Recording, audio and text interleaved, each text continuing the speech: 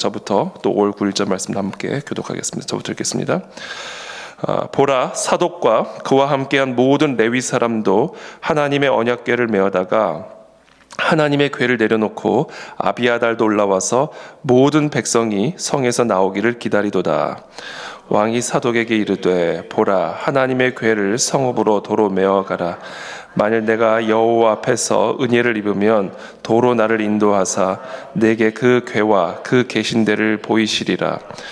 그러나 그가 이와 같이 말씀하시기를 내가 너를 기뻐하지 아니한다 하시면 종이 여기 있사오니 선히 여기시는 대로 내게 행하시옵소서 하리라.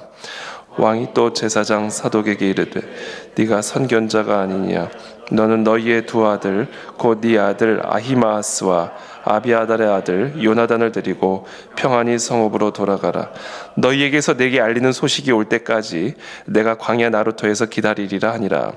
사독과 아비아달이 하나님의 궤를 예루살렘으로 도로 메어 거기 머물러 있으니라. 다윗이 감람산 길로 올라갈 때 그의 머리를 그가 가리고 맨발로 울며 가고 그와 함께 가는 모든 백성들도 각각 자기의 머리를 가리고 울며 올라가니라.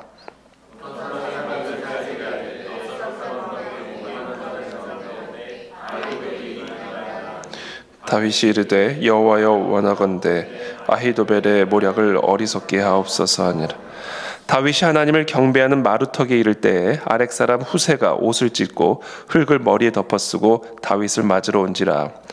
다윗이 그에게 이르되 네가 만일 나와 함께 나아가면 내게 누를 끼치리. 그러나 네가 만일 성읍으로 돌아가서 압살롬에게 말하기를 왕이여 내가 왕의 종이니이다. 전에는 내가 왕의 아버지의 종이었더니 이제는 내가 왕의 종이니이다 하면 네가 나를 위하여 아히도벨의 모략을 패하게 하리라.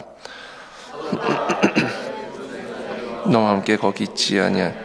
네가 왕의 공중에서 무엇을 듣든지 사독과 아비아달 두 제사장에게 그들의 두 아들 곧 사독의 아히마아스와 아비아달의 요나단이 그들과 함께 거기 있나니 너희가 듣는 모든 것을 그들 편에 내게 소식을 알릴지니라 하는지라. 다윗의 친구 후세가 곧 성읍으로 들어가고 압살롬도 예루살렘으로 들어갔더라. 아멘. 우리가 지난 주일에 우리 유광신 목사님 통해서 또 귀한 또 그리스도인의 삶의 아주 원리, 본질에 대해서 우리가 말씀을 들었습니다. 그리스도인의 삶이란 예수님을 믿고 구원을 받아 복을 받는 삶, 물질적인 복, 건강의 복, 관계의 복을 포함하죠.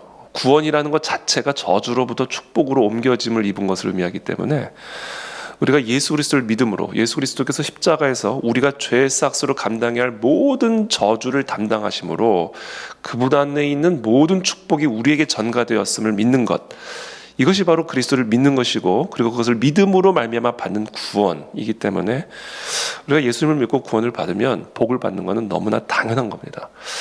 그러나 그 복을 다양한 복들이 있잖아요. 다양한 복들이 있는데 그것을 딱 하나로 모아놓으면 뭐가 되게 되어 있냐면 바로 그것이 예수 그리스도를 닮은 삶으로 나오게 되어 있다란 말입니다.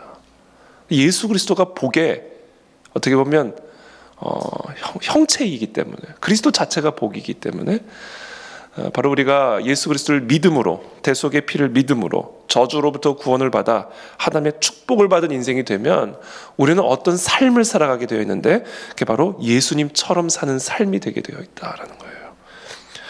그래서 우리가 그리스도인의 삶이라고 하는 것은 바로 이 예수님처럼 사는 삶이다라는 겁니다. 우리가 이것을 많이 놓치고 있죠. 받는 것, 얻는 것에 집중한 나머지 우리가 예수 그리스도처럼 살아가는 삶, 이것이 바로 그리스도인의 삶의 본질, 신앙생활의 본질이라는 것을 우리는 종종 놓치며 살아갈 때가 있습니다. 자, 여러분들 모두가 예수님처럼 사는 삶을 살아가게 되기를 축복합니다. 자, 그렇다면 예수님처럼 사는 삶이란 무엇일까? 어떻게 하면 우리가 그 예수님처럼 복을 받은 인생이 될 수 있을까? 어떻게 하면 우리가 예수 그리스도 안에 있는 복을 누리는 삶을 살아갈 수 있을까? 예수님은요 어떻게 사셨냐면 복을 따라가지 않으셨습니다. 아버지를 따라갔습니다. 예수님은 복을 추구하는 삶을 살지 않으셨습니다. 하나님 아버지의 뜻을 추구하는 삶을 살아갔습니다. 이게 바로 복받은 인생의 모습이요, 그것이 바로 예수님처럼 사는 삶의 모습입니다. 자, 예수님처럼 사는 삶, 이것이 신앙생활의 본질인데, 예수님처럼 사는 삶은 하나님 아버지의 뜻을 따라가는 삶이다. 자, 그렇다면 하나님 아버지의 뜻은 무엇일까? 우리는 모든 상황, 모든 순간 속에서 하나님 아버지의 뜻을 여쭙고 그 뜻을 따라가는 삶을 살아야 됩니다. 그게 복받은 인생의 비결이요, 예수님처럼 사는 삶의 모습이다. 그렇다면 하나님 아버지의 뜻은 무엇일까요? 모든 상황 속에서, 모든 환경 속에서 하나님 아버지의 뜻이 무엇인가를 우리는 무엇으로 분별할 수 있을까요? 모든 상황 속에서 사랑을 선택하면 그게 하나님 아버지의 뜻입니다, 여러분. 모든 환경 속에서 내 감정이 어떻든, 내 환경이 어떻든, 나에게 그 사람이 나에게 어떻게 대하든, 모든 상황 속에서 사랑을 선택할 때, 그것이 바로 하나님 아버지의 뜻을 선택하는 것이고, 그것이 바로 예수님처럼 사는 삶의 본질이요, 복받는 인생의 비결이다라는 겁니다. 오늘날 우리는 사랑이 아닌 것을 사랑인 것으로 생각하고 살아가고 있습니다. 오늘날 제가 항상 강조하듯이 가장 타락한 언어 가운데 하나가 사랑이라는 단어죠. 암논은 다말을 사랑했다, 이렇게 얘기합니다. 그러나 이것은 사랑이 아니었습니다. 욕구였습니다. 욕구. 그렇게 사랑해가지고 병까지 나요. 짝사랑을 했던 거죠. 병까지 납니다.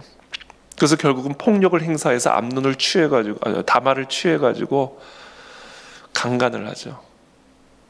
그리고는 이 다말을 향한 미움이 이 다말을 향한 사랑보다 더 강해졌다. 그리고는 내쫓아 버립니다. 그리고 문빗장을 질러 버립니다. 이건 사랑이 아니야. 그래서 우리가 첫 번째 기억해야 될 것, 욕구는 사랑이 아니다. 그러다 우리는 그것을 사랑으로 착각을 하죠. 암논도 그렇게 착각했습니다. 나를 만족시키기 위한 도구, 그것은 사랑이 아니다라는 것이, 그건 자기애죠. 자기를 사랑하는 거죠. 암논은 자기를 사랑했던 거예요. 그리고 자기를 사랑하기 위한 도구로 다말을 사랑한 겁니다.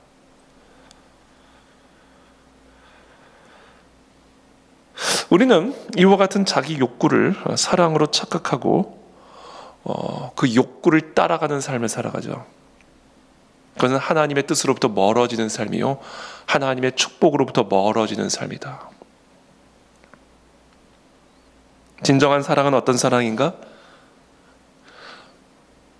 자기의 만족을 위하지 않고 자기의 유익을 구하지 아니하고 다른 사람의 유익을 구하는 그 삶에 헌신하는 것, 이게 사랑입니다. 그것이 하나님 아버지의 뜻을 따라가는 삶입니다. 저도 결혼한 지 이제 20년이 됐는데 20년 만에 깨달았어요. 내가 진짜 사랑한 게 아니었구나. 나를 사랑했던 거지. 자기 희생이 없었다. 그걸 결혼 20년 만에 깨달았습니다. 그래서 제가 아주 뼈저리게 회개하고 있는 거죠. 이 아내도 내 만족, 어떻게 보면 나의 만족을 위해서, 나의 필요를 위해서 내가 만약에 내 아내를 사랑한다면 내가 다른 성도들을 내가 어떻게 사랑할 수 있을까? 이제 이런 생각을 하게 되는 거죠. 다 나의 만족을 위해서 내가 사용하는 건 아니에요.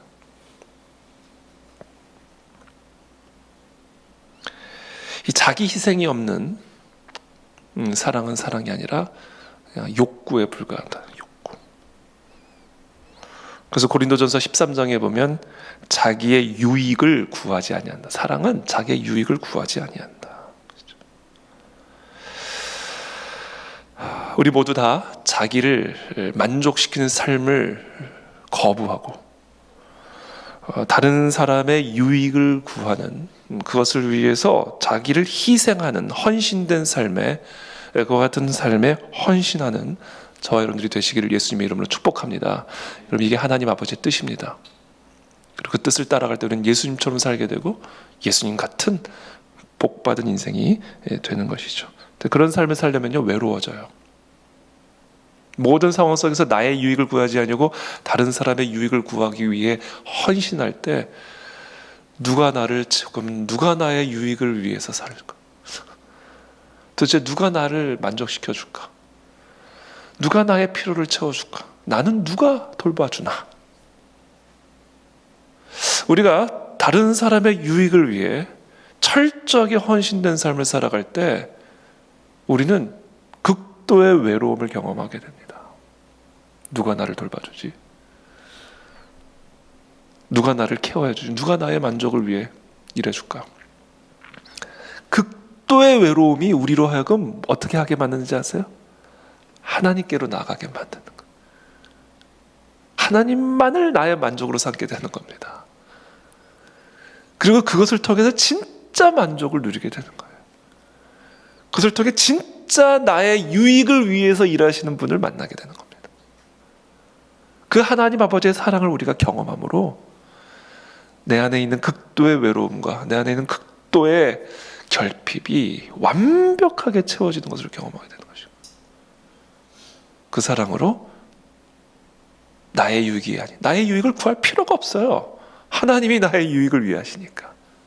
전능하신 하나님이 나의 유익을 위하시기 때문에 그때 우리는 온전하게 다른 사람의 유익을 위해, 나의 욕구가 아닌 다른 사람의 욕구를 만족시키기 위한 자기 희생적인 삶으로 나아가게 되는 것이죠. 그게 바로 예수님의 모습이고 그것이 진짜 복받는 삶의 비결이다.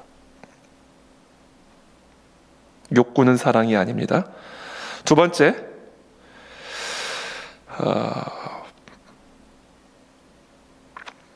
침묵은 사랑이 아닙니다. 다윗 왕이 이 이야기를 듣고 엄청나게 분노합니다. 21절에 보면 다윗 왕이 이 모든 일을 듣고 심히 노하니라. 얼마나 분노했게. 자기 자녀들 안에서 이 일이 일어나는 거예요. 자기 자녀들 안에서.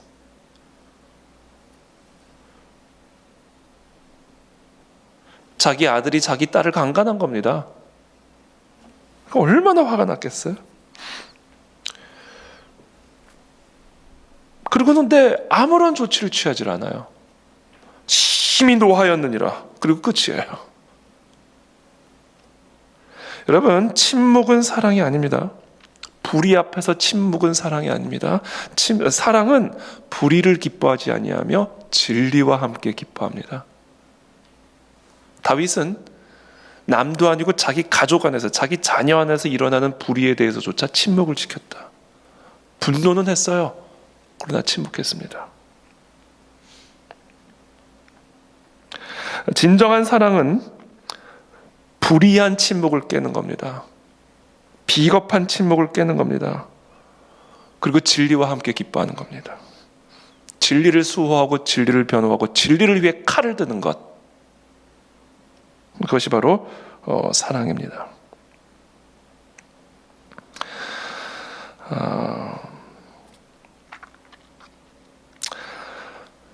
이 진리 앞에서, 이 불의 앞에서 침묵을 지켰을 때 계속해서 이 어려운 일들이 일어나게 되죠.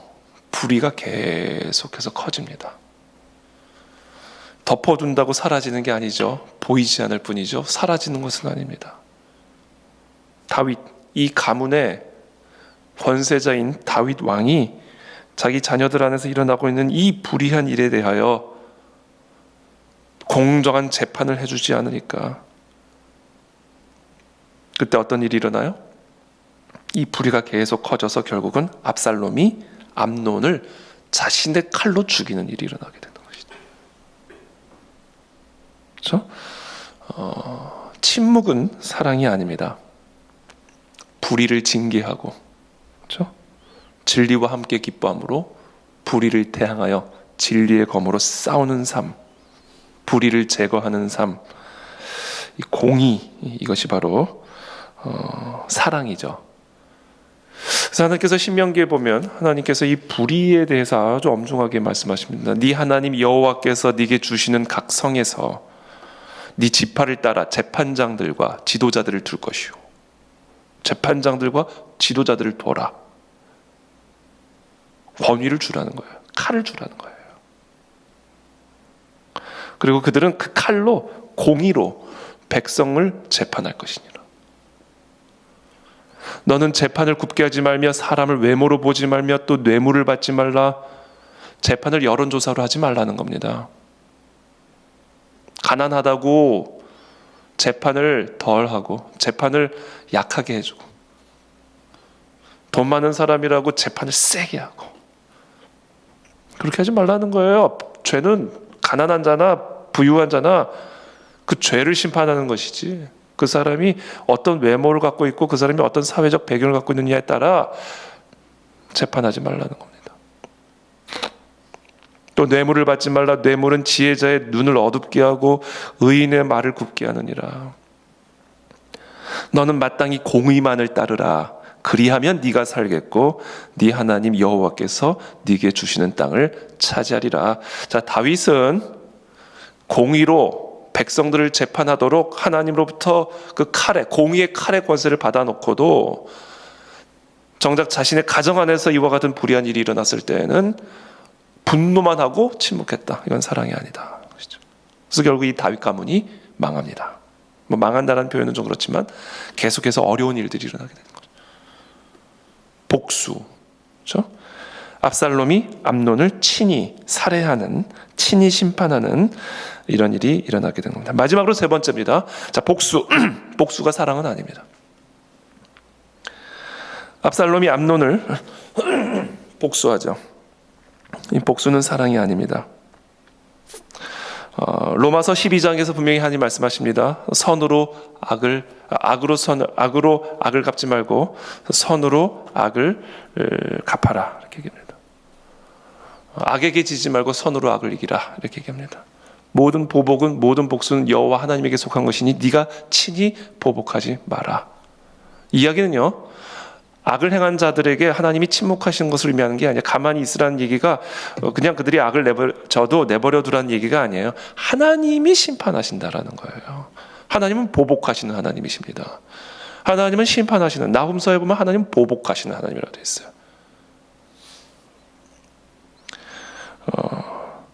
그러니까 보복은 하나님에게 속한 것이다라는 확고한 믿음을 갖고 우리는 우리에게 악을 행한 자들에게 선을 행하라는 거예요. 이것이 바로 하나님의 뜻을 따라가는 사랑의 모습입니다. 우리가 살아가다 보면요, 얼마나 우리에게 잘못하는 사람들을 많이 만납니까? 그렇죠? 말로 잘못하는 사람들. 그렇죠? 그러다 보면 우리의 감정선이요 계속 이렇게 꼬여요.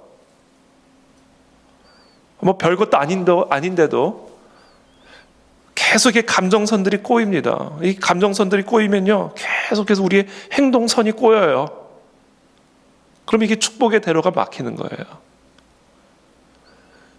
그래서 우리는 뭐 사사로운 일부터 큰 일에 이르기까지 우리를 괴롭히고 우리의 마음을 힘들게 하고 우리를 공격하는 수많은 관계성 속에서 살아가게 되기 때문에 그때마다 보복하고 복수하고자 하는 마음을 갖고 살아가게 되면요, 우리는 절대로 복을 받아 누릴 수가 없습니다. 풀어야 돼. 이게 꼬이지 않게 만들어야 된단 말이죠. 계속 풀어야 됩니다. 계속해서 풀 수 있는 방법이 뭐냐면 하나는 용서고요, 또 다른 하나는 하나님께 맡기는 거예요. 하나님에게 맡기면 하나님이 친히 보복하시고 하나님이 친히 심판하십니다. 하나님이 친히 심판하시는 방법은 성경에 보면 여러 방법들이 있는데요. 초자연적인 방법으로도 심판하시죠. 벌레에 물려 죽게 만들기도 하시고, 갑자기 멀쩡한 사람이 정신이 이상해가지고 짐승처럼 돼가지고 산에 들어가서 들짐승과 함께 살게 되기도 하고, 초자연적인 방법으로 한 나라를 일으켜서 치시기도 하시고, 어떤 사람을 일으켜서 그 사람을 치기도 하시고, 이 초자연적인 방법, 갑자기 병에 들게 하시고, 초자연적인 방법으로 갑자기 망하게 하시고, 초자연적인 방법으로 심판하십니다. 그 하나님의 심판자 되심을 우리가 온전히 신뢰함으로 모든 보복, 모든 복수, 모든 심판을 여호와께 온전하게 이양하고 우리는 그저 선을 행하는 것, 이것이 바로 하나님의 뜻을 따라가는 사랑의 모습이다라는 것이죠.